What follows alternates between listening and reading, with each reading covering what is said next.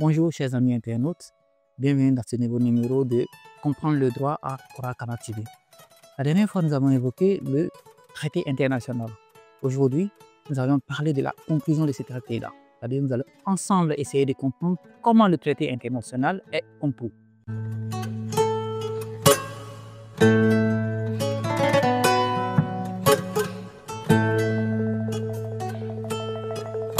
La conclusion est une opération par laquelle un sujet de droit international contracte un engagement international avec un autre sujet de droit international. Ainsi, on a deux procédures. Une procédure générale pour les traités et une procédure spéciale pour les traités multilatéraux. La procédure générale valable pour tous les traités suit trois étapes. D'abord, il faut la négociation. Ensuite, nous avons la signature du traité et la ratification. Concernant la négociation des traités, elle soulève la question de qui peut négocier, comment négocier et quels sont alors les effets de cette négociation. Eh bien, concernant les autorités compétentes pour négocier au nom de l'État, il faut se référer une fois de plus à la Convention de Vienne, plus précisément à son article 7.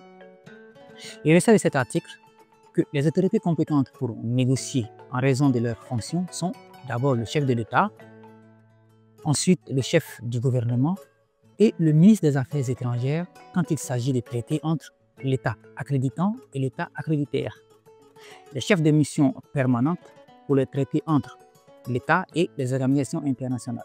Ainsi, en dehors des autorités compétentes en raison de leurs fonctions, toute autre personne pour négocier au nom de l'État doit disposer d'un document appelé un pouvoir.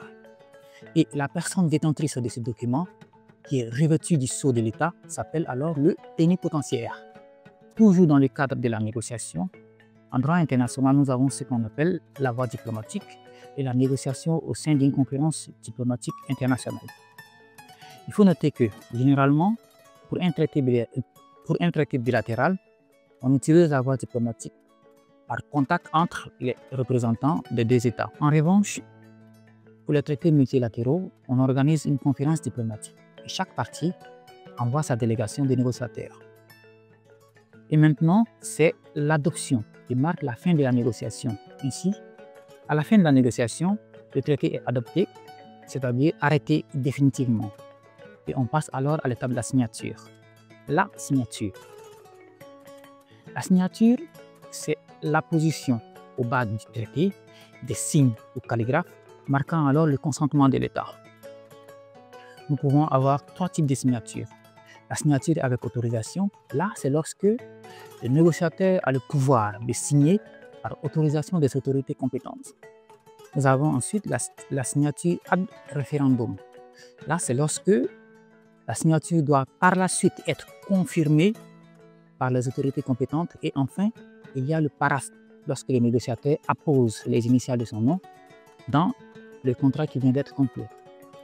À ce stade, il faut préciser que la signature n'oblige définitivement qu'en cas de traité en forme simplifiée.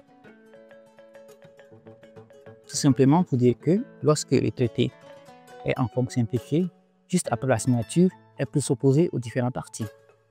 Mais lorsqu'elle n'est pas en forme simplifiée, lorsqu'il s'agit d'un traité en forme solennelle, après la signature, il y a deux étapes qui sont nécessaires avant que le traité ne puisse entrer en vigueur entre les parties. La signature est donc un acte d'authentification. Elle exprime le consentement des plénipotentiaires et fixe la date et le lieu du traité. Enfin, nous avons la ratification, qui est une formalité après la signature qui donne consentement définitif de l'État à être lié par le traité. C'est un acte unilatéral de l'État qui fait intervenir alors le droit constitutionnel. En effet, la ratification est une procédure prévue par le droit interne de chaque État partie. Venons-en maintenant à la procédure spéciale qui, en plus de suivre les mêmes étapes que la procédure générale, implique d'autres éléments très importants dans l'évolution du droit international, comme la réserve, le dépôt des instruments de ratification, la publication, l'enregistrement, entre autres. Alors, c'est quoi la réserve? La réserve est une déclaration faite par un État par laquelle il vise à exclure ou à modifier l'effet juridique de certaines dispositions dans leur application à son égard. Alors, quels sont les effets de la réserve? Entre d'abord les États partis qui n'ont fait ni réserve ni objection, le traité s'applique intégralement. Maintenant, entre les États qui ont accepté et celui réservataire, le traité est modifié par la réserve.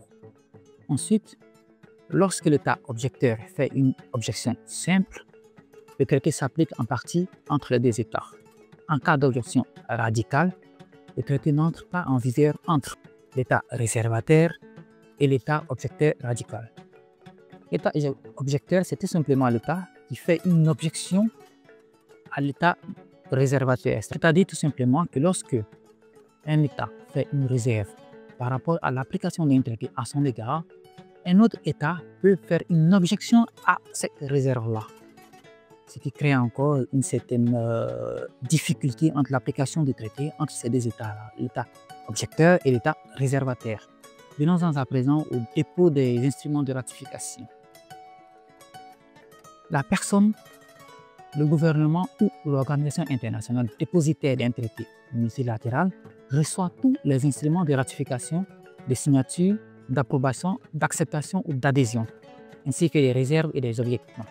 Pour terminer, il faut dire que même s'il peut toujours exister des traités secrets, la pratique actuelle est de publier les traités internationaux.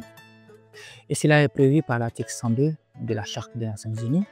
Je cite: « Tout traité ou accord international conclu par un membre des Nations Unies après l'entrée en vigueur de la présente charte sera le plus tôt possible enregistré au secrétariat et publié par lui. » Chers amis internautes, ainsi prend fin notre émission de ce jour. Nous vous donnons rendez-vous la prochaine fois pour aborder le thème du rabat d'arrêt, compte tenu de la situation politico-judiciaire du Sénégal.